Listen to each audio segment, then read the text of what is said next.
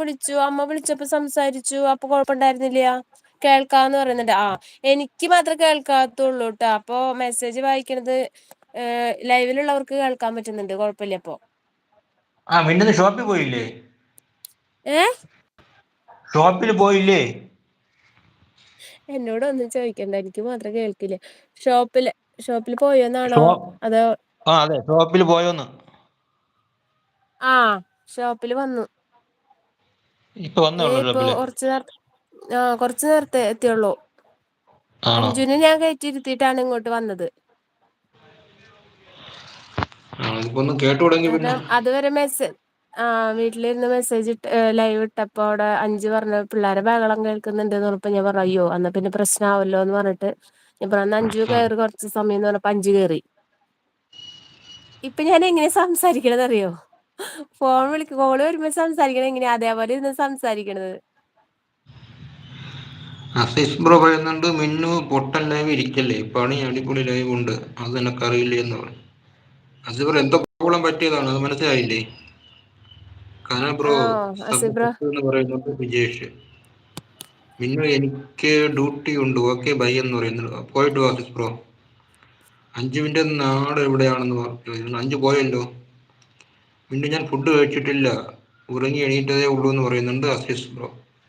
പിന്നെ ഇനി കഴിച്ചാലും മതി. വിജീഷ് കേൾക്കാമെന്ന് പറയുന്നുണ്ട്.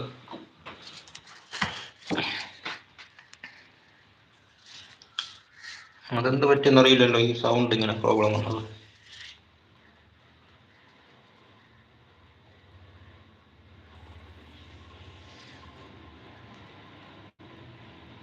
അതുകൊണ്ട് എല്ലാവരും പോവും, നിൽക്കത്തില്ല.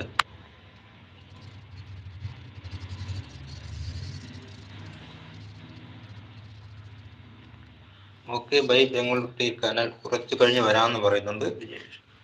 തിരക്കിലാണോ? തിരക്കിലാണെങ്കിൽ പോയിട്ട് വരൂ. വരുന്നവർക്കൊന്ന് ലൈക്ക് അടിക്കണേ, സബ് ചെയ്യണേ. അയ്യോ വിജീഷ് ചേട്ടൻ പോവാണോ? പോയിട്ട് വരാമെന്ന് പറഞ്ഞു. പോയിട്ട് വരാം എന്ന് പറഞ്ഞു. ഓക്കെ പോയിട്ട് വരാന്ന് പറയുന്നുണ്ട്. കുറച്ചു നേരമായി ലൈവ് തുടങ്ങിയപ്പോ തൊട്ട് ഇരിക്കണ്ടായിരുന്നു കേട്ടോ. ആണല്ലേ?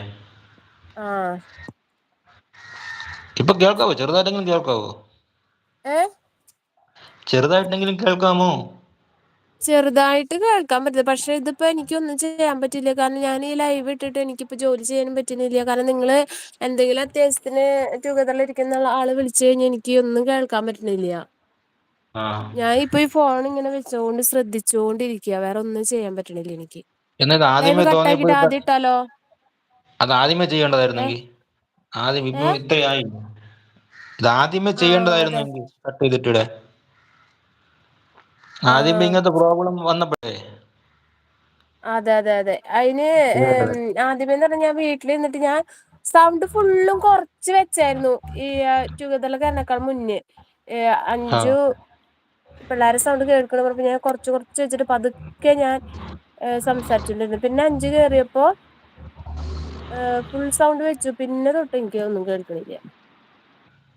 അതെ. ഇനിയിപ്പോ അങ്ങനെ ഉം. തന്നെയാണോ ഇരിക്കണേന്ന് അറിയില്ല.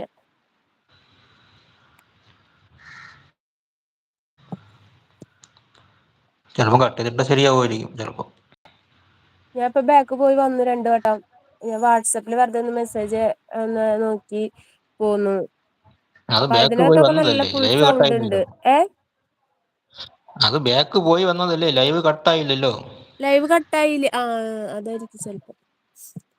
ലൈവ് ഉം. അങ്ങനെയൊക്കെ പുറത്ത് പോയിട്ട് വരുമ്പോ ലൈവ് വീണ്ടും ഓഫായി ഓൺ ആവുന്ന കാരണം കൊണ്ട് കട്ടാവാണ്ട് തന്നെയാ. ഞാൻ കേറി ആ വരുമ്പോ ഇപ്പൊ ഇവിടന്നുള്ള പ്രശ്നമാണെന്നുണ്ടെങ്കിൽ അങ്ങനെ ക്ലിയർ ആവാറുണ്ട്. മെസ്സേജ് ഒക്കെ സ്റ്റക്ക് ആയി നിൽക്കുന്ന സമയത്ത് ഞാൻ അങ്ങനെ പോയി വരുമ്പോക്കെ ആ റെഡി ആവാറുണ്ട് ഇടയ്ക്ക്. ഇതിപ്പോ മിന്നക്കൊന്നും ചെയ്യാൻ പറ്റില്ലല്ലോ അവിടെ. ഇത് മിന്നക്ക് അവിടെ ഇപ്പൊ ഒന്നും ചെയ്യാൻ പറ്റില്ലല്ലോ, ജോലിയൊന്നും. ഒന്നും ചെയ്യാൻ പറ്റണില്ലല്ലോ. ഞാൻ ചെയ്യാൻ ഇവിടെ നോക്കി, എനിക്ക് പറ്റുന്ന രീതിയിലൊക്കെ ഞാൻ നോക്കി. പക്ഷെ